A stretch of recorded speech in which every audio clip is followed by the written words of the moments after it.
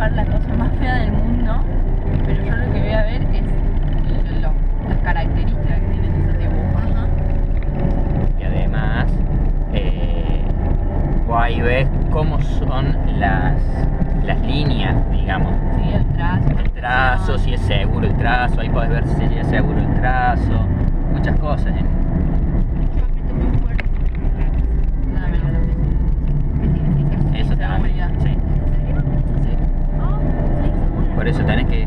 O agresión, depende de si lo muy fuerte, agresión.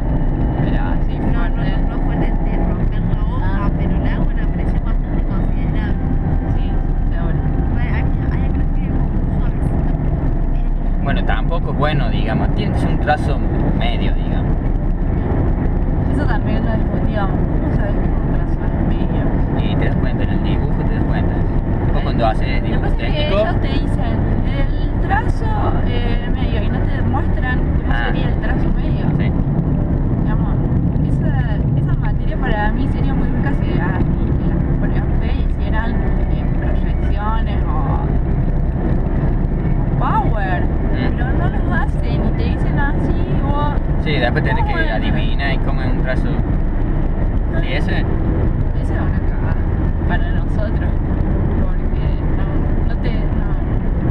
Está bien, después te dan dibujo para que veas, pero Sí, pero no.